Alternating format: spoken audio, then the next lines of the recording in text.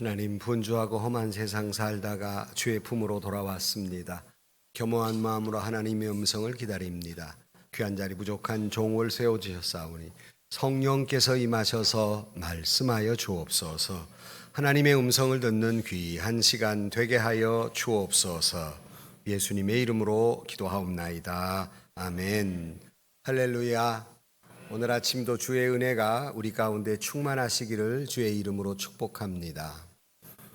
태풍이 무사히 지나갔습니다마는 곳곳이 상처가 있고 많은 어려운 가운데 있는 사람들이 있어서 마음이 안타깝습니다마는 비가 오고 태풍이 지나니까 날씨가 더 쌀쌀해진 것 같고 어느덧 10월입니다. 10월쯤 되면 우리 모두가 이제 이 한 해를 마무리 짓는 계절이구나 하는 것을 생각하게 되고 늘 이 가을철마다 여러분에게 가을이 되면 특별히 10월이 되면 여러분들에게 소개하는 시가 있습니다. 그것은 김원승 씨가 쓴 가을에는 기도하게 하소서라고 하는 시입니다. 가을에는 기도하게 하소서. 낙엽들이 지는 때를 기다려 내게 주신 겸허한 모국어로 나를 채우소서.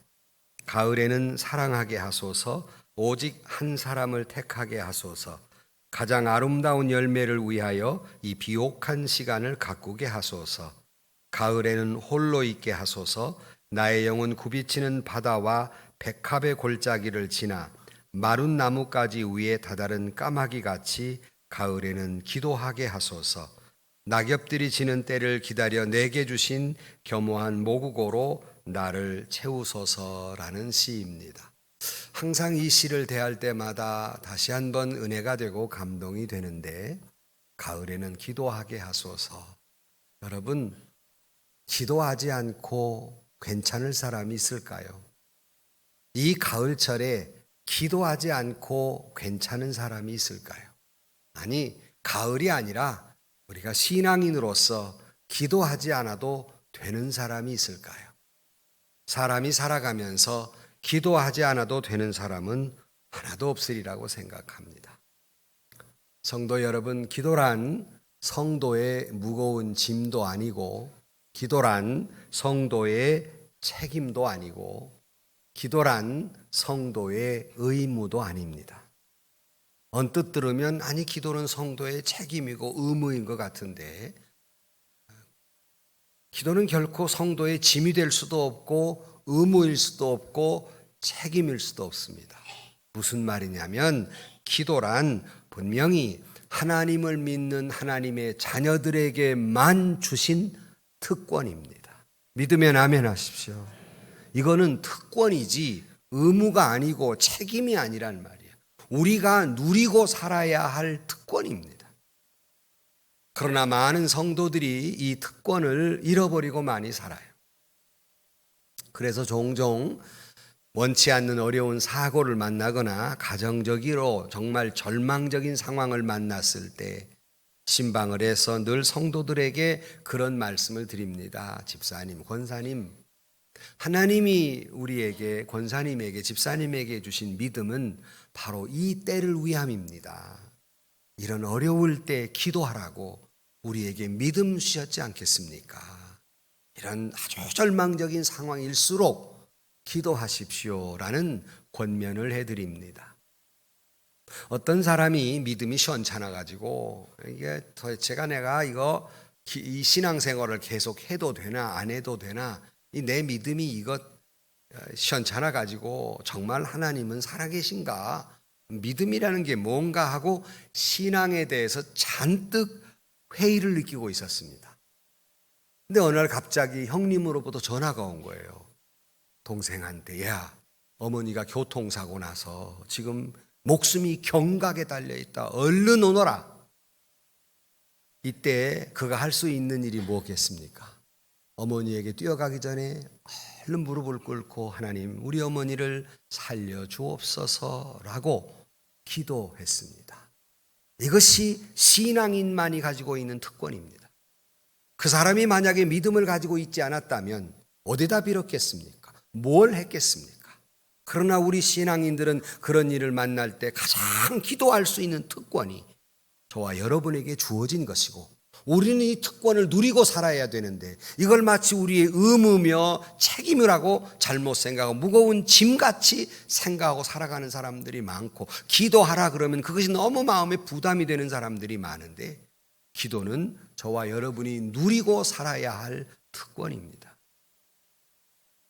오늘 본문의 말씀은 이 앞장을 이해하셔야 되는데, 이 앞에 17장 내용에 예수님께서 뭘 가르쳐 주시느냐면, 이제 마지막 때가 되면 마지막 때에 대한 경고의 말씀이 있어요. 이 마지막 때가 되면 사람들이 극악해지고 소돔과 고모라 사람들처럼 악해지며, 노아 때처럼 금방 세상이 멸망한다고 해도 그 멸망 직전까지 계속해서 세상의 마지막이 다가온 걸 모르고 죄를 짓고 있는 그런 마지막 때가 올 것이다. 그리고 많은 불의한 사람들이 죄를 지을 것이다 라는 말씀을 하시면서, 믿는 이들은 그럴 때일수록 더 많이 고통과 막한 세력들이 흥왕하게 돼가지고 핍박을 받을 것이고 어려움을 당할 것인데, 이런 큰 고통을 치르게 될 것이다가 17장 마지막 부분까지입니다.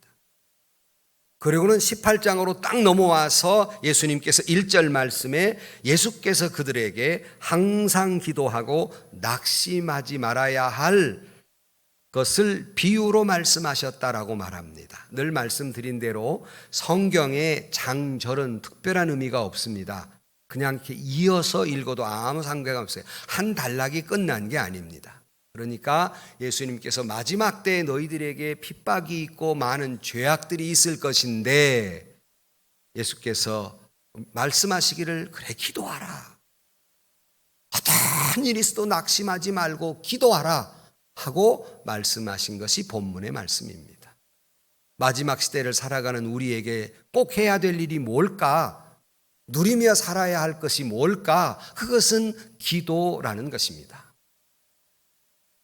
7절 말씀에 하물며 하나님께서 그 밤낮 부르짖는 택하신 자들의 원한을 풀어주시지 아니하겠느냐? 그들에게 오래 참겠느냐? 그랬어요. 이 마지막 시대에 우리가 기도할 때 하나님께서 그 부르짖는 자들의 원한을 왜 풀어주지 않겠느냐? 그래서 오늘 제목이 풀어주지 않겠느냐, 앞을 너무 길어서 잘랐습니다마는, 너희들이 기도할 때 너희들의 기도, 너희들의 원한을 왜 주님이 풀어주시지 않겠느냐 하는 말씀이에요. 인생을 향한 예수님의 중대한 질문, 그 14번째 시간입니다. 주님이 왜 너희의 기도를 응답해 주시지 않겠느냐 하는 질문의 말씀을 들으면서 다시 한번 저와 여러분이 이 마지막 시대를 살아가며 그 기도의 특권을 누리며 살며 기도에 응답받으며 살아가는 저와 여러분들이 되실 수 있기를 주의 이름으로 간절히 축원합니다. 그 첫 번째로 본문의 말씀에서 항상 기도하라 하는 말씀을 하고 있습니다. 정말로 환난 때, 정말 어려운 때에, 우리 힘으로는 어찌할 수가 없을 때 우리가 결국 할 수 있는 게 뭐겠습니까? 인간의 힘으로 마지막이 다다랐을 때 우리가 할 수 있는 것이 무엇이겠습니까? 바로 기도가 아니겠습니까? 그래서 오늘 본문은 어떤 어려움이 있어도 낙심하지 말고 기도하라는 것이 본문의 주제입니다. 낙심하지 말고 기도하라, 환난 때에 기도하라, 세상 끝날이 가까울수록 기도하라 하는 말씀이에요. 그래서 데살로니가전서 5장 17절 말씀에 쉬지 말고 기도하라. 그러니까 여러분, 우리가 살다가 막다른 골목에 당할 수 있어요. 모든 관계가 끊어지고 모든 생활이 다 끊어져 버리고 모든 것이 다 내 곁에서 끊어진다 할지라도 한 가지만은 끊어서는 안 되는데, 바로 그것은 기도입니다.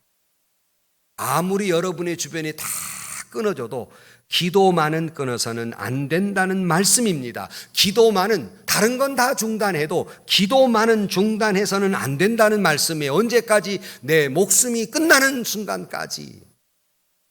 아니, 여러분, 기도라고 하는 것은 이 땅에 살면서도 중단하지 말아야 할 것이지만 우리가 죽어 하늘나라에 가서도 해야 할 두 가지 것이 있는데, 하나는 성경에 나온 대로 말씀을 드리면 하나는 주님을 찬양하는 것이고 하나는 기도하는 것이에요. 이거는 우리가 이 땅에서도 하고 하나님 나라에 가서도 하고, 그러니까 영원토록 중단하지 말아야 할 것이 바로 기도라고 하는 말씀입니다. 여러분에게 이렇게 물어봐요. 여러분이 지금 이 순간이 마지막이라고 볼 때, 어떤 분들이 사고를 당하고 무사히 건너온 분들이 그래요. 이것이 죽는 건가 보다. 이것이 이게 사람이 죽는 순간인가? 내가 이제 죽는 건가 보다 하는 생각을 갖는 때가 있었다가 그러다 잘 살아나온 사람들의 고백입니다만은, 만약에 여러분이 정말 이게 내가 죽는 거로구나, 이것이 사람이 죽는 순간이로구나, 죽어본 사람 위에는 가본 적이 없기 때문에 만약 그렇게 느꼈을 때 여러분 그때 할 수 있는 일이 뭐라고 생각하십니까? 아직도 내가 지금 죽는 순간, 이게 죽는구나 할 때 아직도 주님께 뭘 달라고 기도하시겠습니까? 아직도 죽는 순간 땅 문서 움켜주겠습니까? 돈주머니 움켜주겠습니까? 아직도 아파트값 올르게 해달라고 기도하시겠습니까? 주식이 오르라고 기도하겠습니까? 출세하게 해달라고 기도하겠습니까? 내가 지금 죽는다 그러는 순간 여러분 할 수 있는 일이 뭐겠습니까?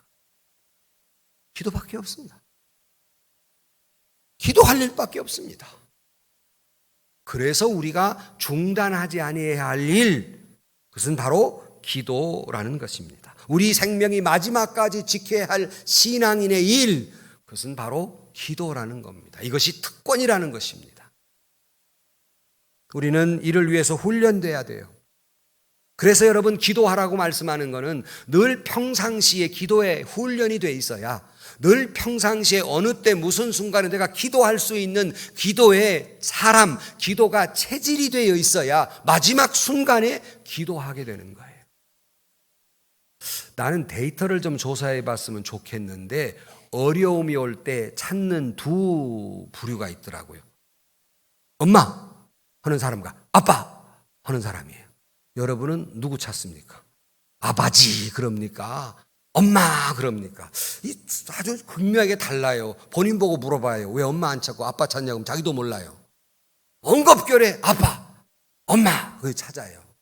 신앙인은 그런 순간 주여를 찾는 사람, 이것이 체질이 되어 있는 사람이 되어야 한다는 것입니다. 이를 위해서는 갑자기 되는 게 아니에요. 평상시에 기도 훈련을 받은 사람만이 가능해요. 평상시에 기도해온 사람만이 가능해요. 여러분 제가 이래봬도 유도가 유단자입니다. 까불고 있어. 별것도 아닌 게 확 넘기면 그냥. 그런데 유도를 처음 배울 때 여러분 맺히는 걸 가르치겠습니까? 낙법을 넘어지는 걸 가르치겠습니까? 안 배워봤어요? 낙법을 먼저 가르쳐요. 맺히는 기술이기 때문에. 그래서 낙법을 이렇게 배워놓으면 이게 뭐 언제 쓸라나, 유도나 할 때 쓰겠지 하지만 나도 모르게 엉겁결에 탁 넘어지면 어느새 전방낙법, 측방낙법, 회전낙법을 탁 해서 볼딱 쓴다고요. 이래봬도 원래 생김새가 공같이 생겼지만은 탁 쓴다고요. 이게 몸에 배어있는 기술이에요. 마찬가지로 기도란 몸에 배어있는 습득된 신앙의 삶이 되어야 한다는 것입니다. 평상시에 아무것도 안 하다 갑자기 일 난다고 기도가 됩니까 그것이? 그러므로 성도 여러분, 기도는 늘 무슨 일이 있어도 기도의 체질이 돼 있어야 급박한 순간에, 마지막 순간에 기도해야지. 그걸 못하면 이 모든 신앙이 숲으로 돌아가는데요, 마지막 죽는 순간 기도할 줄도 모르고 어떻게 하늘나라 갈 것입니까? 다 소용이 없는 짓이 돼요. 그래서 끝까지 남겨 있어야 할 것, 끝까지 해야 할, 중단하지 말아야 할 것, 바로 그것은 기도라는 것입니다. 그러기에 기도는 쉴 수도 없고 기도는 끊을 수도 없고 기도하지 못할 핑계도 없는 거예요. 여러분 기도 못하는 핑계가 있습니까? 예컨대 우리가 열심히 구제를 해요. 물질을 가지고 가난한 사람을 도와주지만 내가 물질이 없으면 못 도와줘요. 핑계가 생기죠. 내 몸으로 교회 봉사해요. 열심히 봉사합니다. 내가 건강이 잃으면 어떻게 봉사해요? 건강이 잃었기 때문에 봉사하지 못해요. 그러나 기도는 돈이 없어도, 몸이 아파도, 들어 누웠어도 할 수 있는 게 기도예요. 그러므로 기도하지 못할 이유는 이 세상에 없습니다. 기도하지 못할 변명도 할 수 없습니다.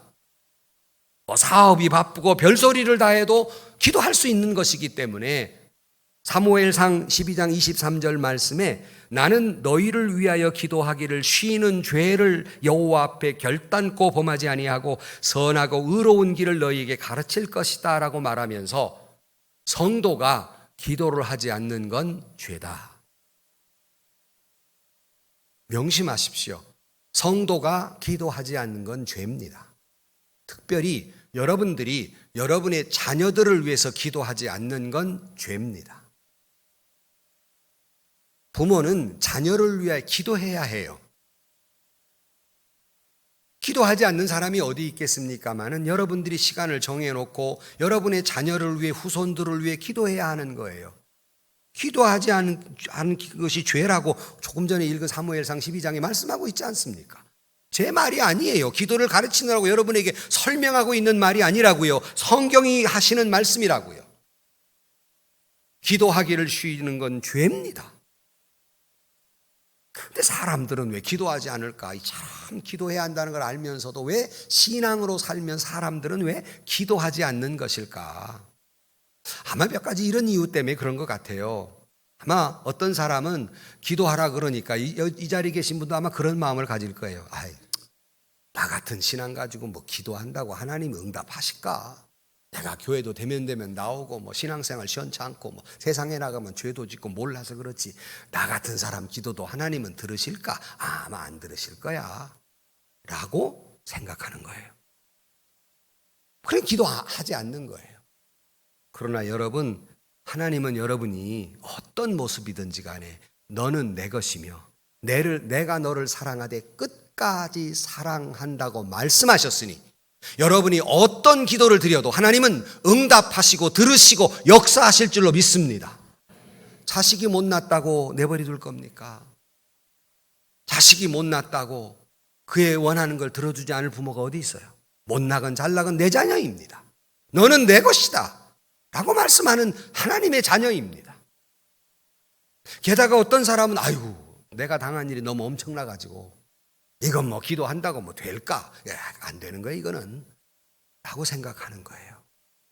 그러나 여러분, 우리는 자식이 뭘 원해도 내가 능력이 없어 들어주지 못하지만 하나님은 천지 만물을 창조하신 능력의 하나님이시니 능치 못하실 일이 없으시니 우리는 마음이 안타까워도 자식에게 내가 해줄 수 있는 능력이 한계가 있기 때문에 다 못 해주지만 하나님은 우주 만물을 창조하신 능력의 하나님이시니 응답받지 못할 일이 없으며 능하지 못할 일이 없는 줄로 믿습니다.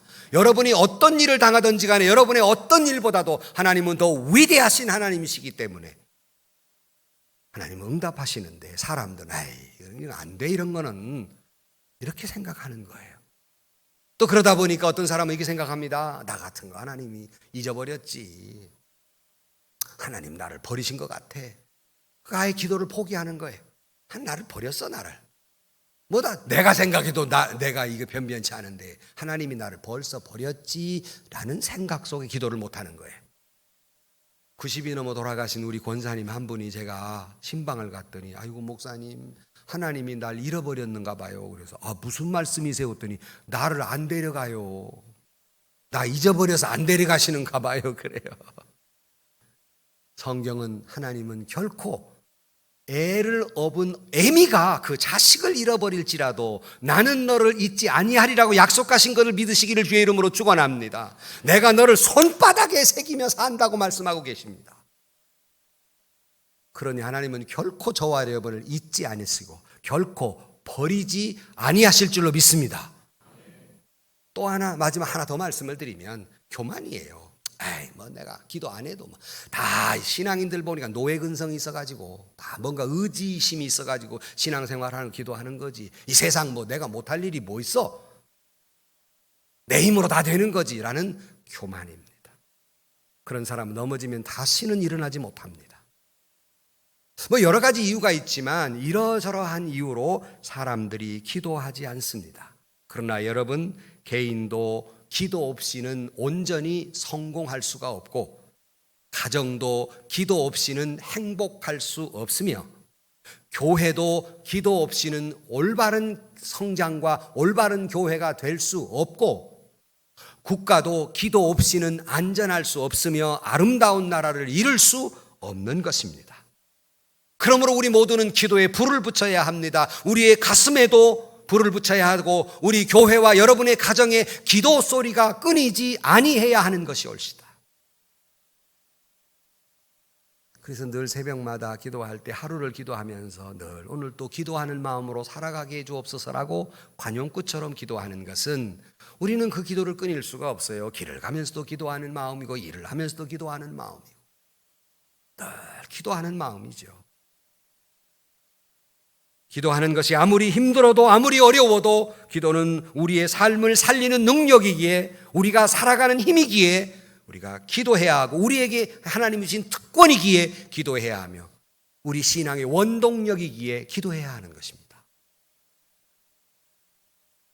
만약에 옛날에는 이렇게 추가 왔다 갔다 하는 시계가 있어서 요즘은 추만 있고 이거 왔다 갔다 하도 않는데 이게 똑딱 왔다 갔다 하니까 어떤 사람이 그걸 가만히 보더니 아이고 시계추가 너무 수고한다. 그만 왔다 갔다 하지 말아라고 시계추를 떼놨어요. 그 시계가 갔을까 안 갔을까? 못 가는 거예요. 시계추가 왔다 갔다 해 시계는 움직이는 겁니다.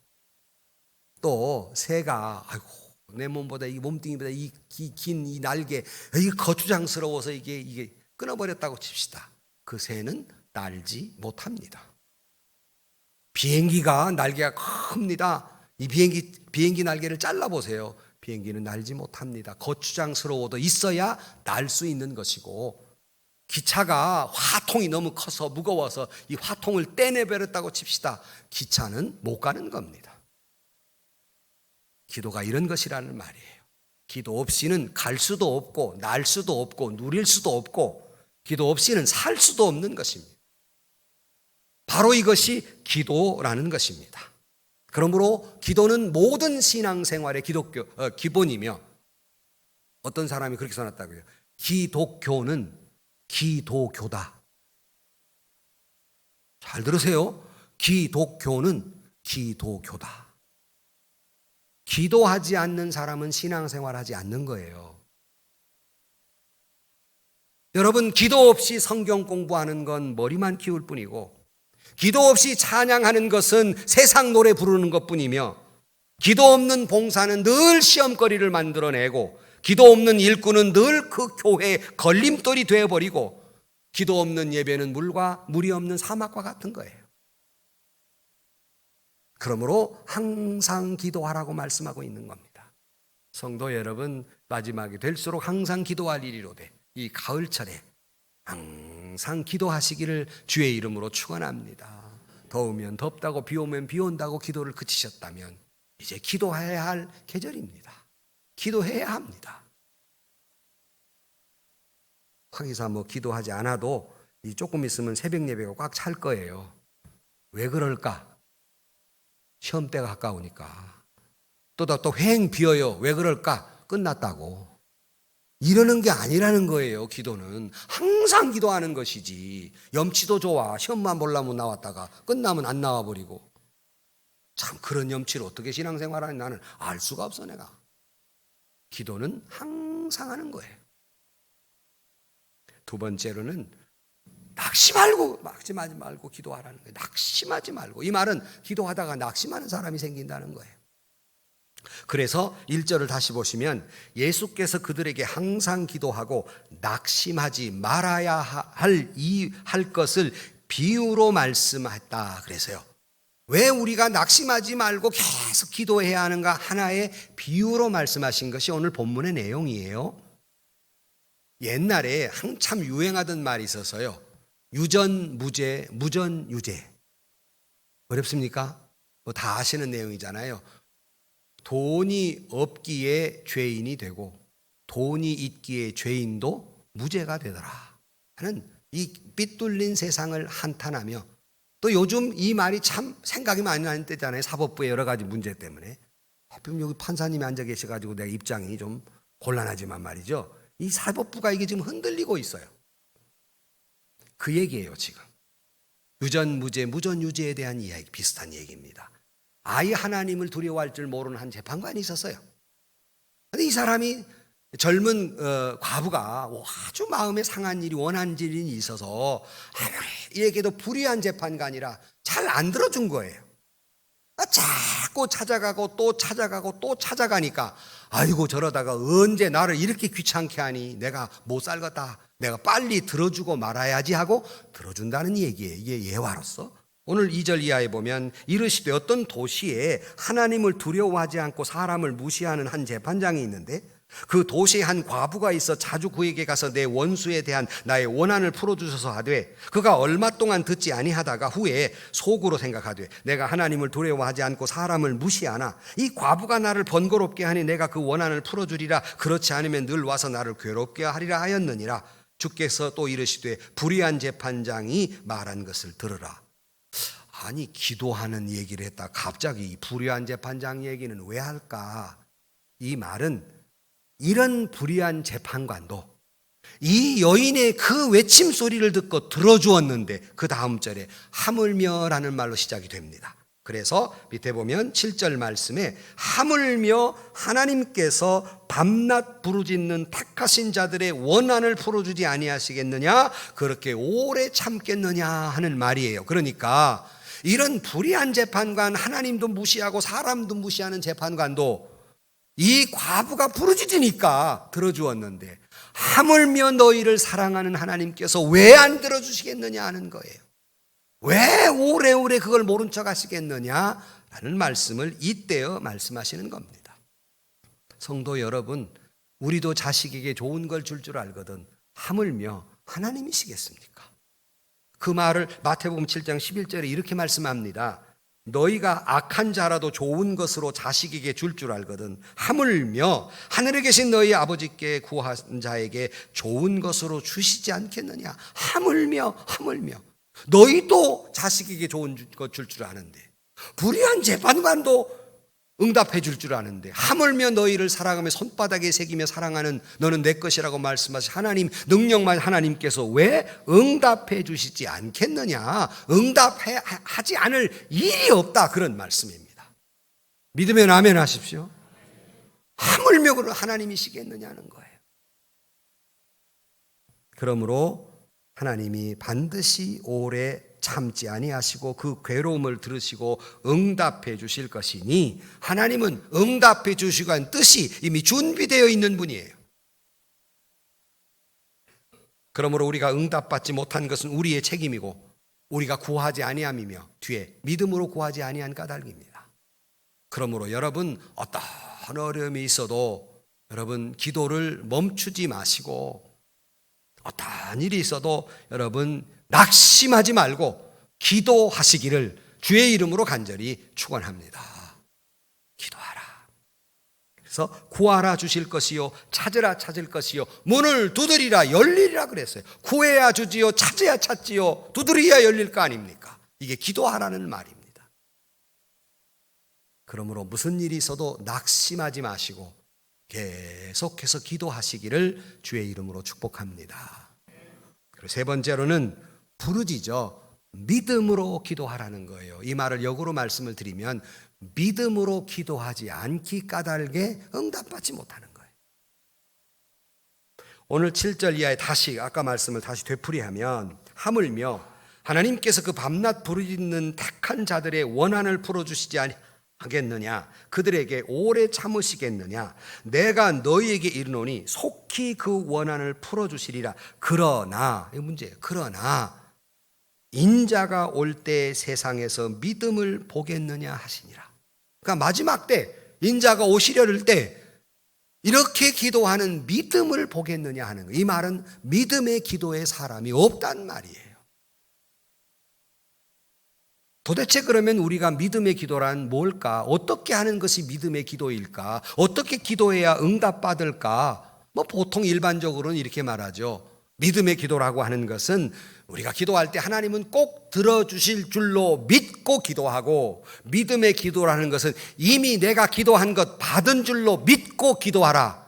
이것이 믿음의 기도다 그랬습니다. 여러분 그렇게 믿고 기도하시기를 주의 이름으로 축원합니다. 근데 그 다음 하나가 모자라요. 누가 그렇게 생각 안 하고 기도하겠습니까? 기도하는 사람이. 근데 그 다음 요 믿음이 부족한 거예요. 또 어떤 믿음일까? 여러분 잘 들으십시오. 기도해야 중요한 원리입니다. 여러분 기도하셨죠? 기도하신 이후에 되어지는 모든 일은 응답입니다. 그 말이 그 말 같은데 다시 말씀드립니다. 여러분 기도하셨죠? 기도한 이후에 모든 일어나는 일은 응답입니다. 이걸 안 믿어요. 무슨 말씀이냐 설명을 드리면, 내가 기도하고 내가 기도한 대로 되면 응답이라고 생각하고, 내가 기도한 대로, 내가 기도한 타이밍에 내가 기도한 대로 이루어지지 않으면 응답이 아니라고 생각합니다. 그건 믿음이 아닙니다.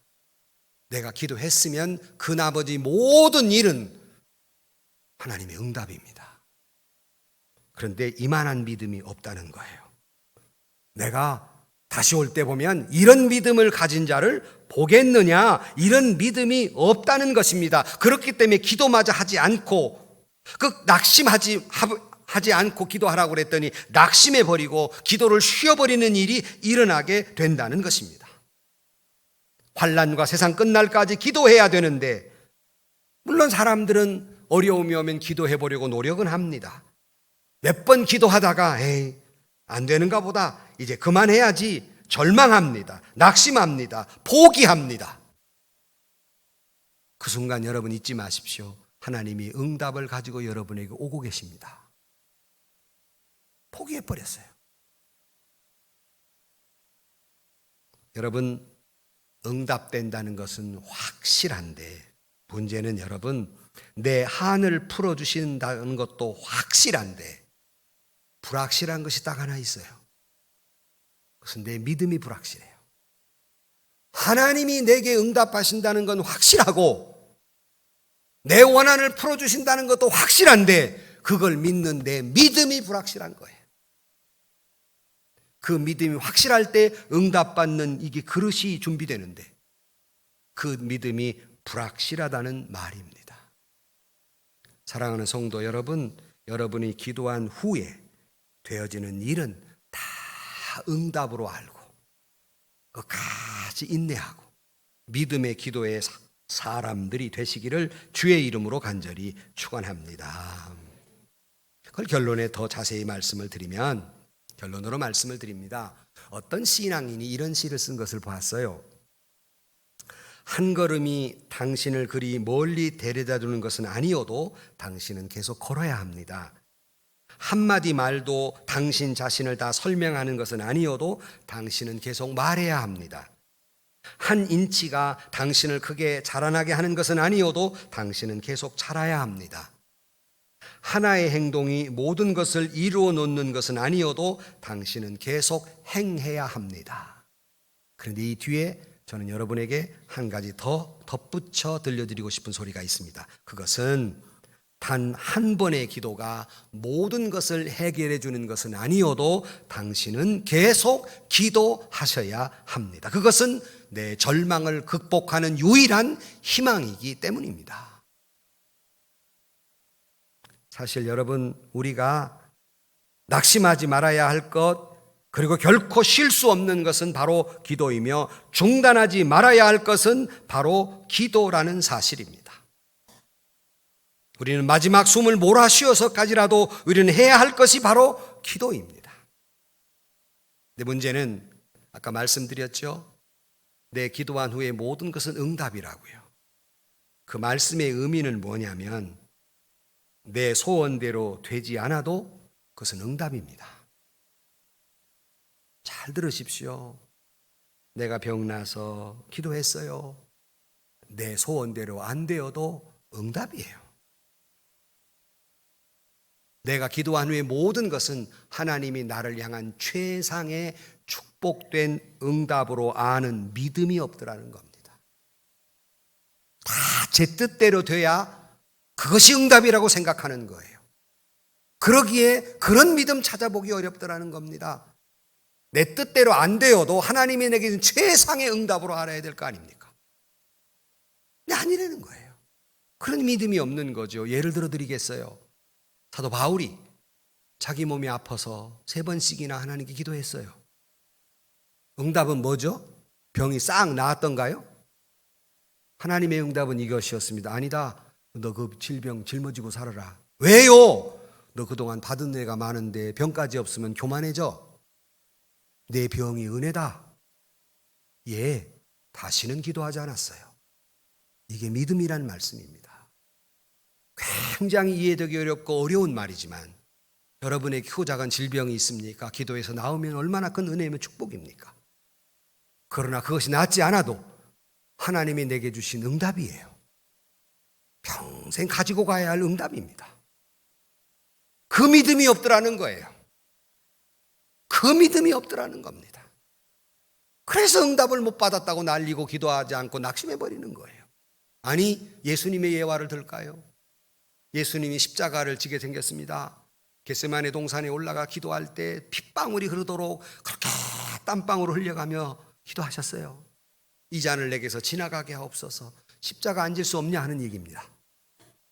하나님의 응답은 뭐죠? 외면이었습니다. 주님은 너무 괴로워서 아버지 어찌하여 나를 버리시나이까. 그러나 주님 맨 마지막에 주님 그 기도의 끝에는 나의 원대로 마옵시고 아버지의 원대로 뜻대로 하옵소서라고 기도하셨으며 내 영혼을 아버지의 손에 의탁하나이다 라는 기도를 하십니다. 외면한 것이 응답으로 받아들이신 거예요. 이 믿음이 없다는 겁니다. 어느 신문에 이런 감동적인 글을 읽었습니다. 이런 글이 있어요. 큰 일을 이루기 위해 힘을 주십사 하나님께 기도했더니 겸손을 배우라고 연약함을 주셨다. 많은 일을 해낼 수 있는 건강을 구했는데 보다 가치 있는 일을 하라고 병을 주셨다. 행복해지고 싶어 부유함을 구했더니 지혜로워지라고 가난을 주셨다. 세상 사람의 칭찬을 받고자 성공을 구했더니 뽐내지 말라고 실패를 주었다. 삶을 누릴 수 있는 모든 것을 갖게 해달라고 기도했더니 모든 걸 누릴 수 있는 삶 그 자체를 선물로 주셨다. 구한 것은 하나도 주시지 않았지만 내 소원 모두를 들어주셨다. 하나님의 뜻을 따르지 못한 삶이었지만 내 마음속에 진작에 표현하지 못한 기도는 모두 들어주셨다. 나는 가장 축복받은 사람이다. 이게 믿음이란 말입니다. 내 기도한 대로 안 된 것, 내 뜻대로 안 된 것도 나에게 최상의 축복이었다. 이 믿음이 없다는 말입니다. 사람이 병 걸려 기도합니다. 때로는 병이 낫기도 해요. 그런데 마지막에 병 걸려 기도해 또 기도했더니 병이 낫질 않아요. 그래도 그것이 나에게는 최상의 응답으로 알아야 되지 않겠습니까? 그리고 내가 죽어가요. 그것이 하나님이 내게 최상의 응답으로 알아야 되지 않겠습니까? 어찌하여 마지막 때 하나님을 원망하고 불평하고 죽는다니 그 믿음이 어디로 다 가버린 것입니까? 이런 믿음이 없다는 것입니다. 내 기도가 응답되지 않은 채 내가 이 세상을 떠난다 할지라도 하나님 감사합니다라고 끝까지 기도할 수 있는 믿음이 없다는 것입니다. 아버지여 내 영혼을 아버지 손에 의탁하나이다. 이 마지막 기도가 이 믿음이 준비되지 않았다는 겁니다. 들어줄 수도 믿습니다. 살아날 줄로 믿습니다. 얼마나 믿음이 좋은지. 좋아요. 그런 기도 해야지요. 문제는 하나님이 외면하실 때, 그대로 너 이 세상 끝나야 된다고 말씀하실 때, 그 병 네가 짊어지고 가야 한다고 말씀하실 때, 그 아픔 그 고통 계속 짊어져야 한다고 말씀하실 때, 그 말씀에 순종하고 내 영혼 아버지 손에 부탁하나이다. 하나님 나라 고이 가게 하옵소서라는 마지막 기도가 준비되어 있지 못합니다. 맨날 그러니까 기도해도 응답받지 못했다는 것입니다. 그리고 응답받지 못하는 것입니다. 우리 생의 마지막 숨을 몰아쉬면서 어떤 환난과 어떤 죄악 중에 있다 할지라도 기도만은 중단하지 말고 기도만은 멈추지 말고 낭망하지 말고 마지막 숨을 몰아쉬는 순간까지 아버지여 내 영혼을 아버지 손에 의탁하나이다 라고 기도할 수 있는 믿음이 준비되기를 주의 이름으로 축원합니다. 환경이 끊어지고 모든 내 소원대로 되지 않고 내 생애가 끝난다 할지라도, 아니 끊임없이 환난이 순환이 내 곁에 쓰나미처럼 다가온다 할지라도 끊임없이 기도하고 또 끊임없이 기도하고 모세가 하나님 제발 가나안 땅 한 번만 밟고 죽게 해주세요. 아니다, 너는 여기가 끝이다. 조용히 물러갑니다. 이 믿음이 우리에게 필요합니다. 내 믿음대로 된 것 얼마나 큰 축복입니까? 내 기도대로 이루어진 것, 시간대로, 타임대로 된 것 얼마나 큰 축복입니까? 그것도 귀한 믿음입니다. 하지만 내 뜻대로 아니 되어도, 내 원대로 안 된 것도 하나님이 나를 향한 최상의 응답으로 알고 아멘 하고 순종하며 살아갈 수 있는 기도의 사람, 5만 번 아니 10만 번의 기도를 몽땅 다 응답받고 살아가는 저와 여러분들이 되시기를 주의 이름으로 간절히 축원합니다. 기도하십시다. 하나님 아버지, 기도는 중단할 수도 없고 끝일 수도 없으며 쉴 수도 없는 것을 다시 한번 깨닫습니다. 아버지여, 내 원대로 마옵시고 아버지의 뜻대로 하옵소서. 내 영혼을 주님께 의탁하나이다 하는 예수님의 믿음, 그 기도의 믿음을 우리도 갖게 하여 주옵소서. 10,000번, 50,000번, 10만 번의 기도 모두 다 응답받고 기도 후에 되어지는 모든 일은 하나님이 나를 향한 최상의 응답을 하고 살아가는 기도의 사람, 믿음의 기도의 사람들이 되게 하여 주옵소서. 예수님의 이름으로 기도하옵나이다. 아멘. 세상에서 시달린 친구들아, 위로의 주님 바라보아라. 눈을 들어 주를 보라. 하늘의 모든 염려 주께 맡겨라. 슬플 때에 주님의 얼굴 보라. 사랑의 주님 안식 주리라. 힘이 없고 내 마음 연약할 때 능력의 주님 바라보아라. 주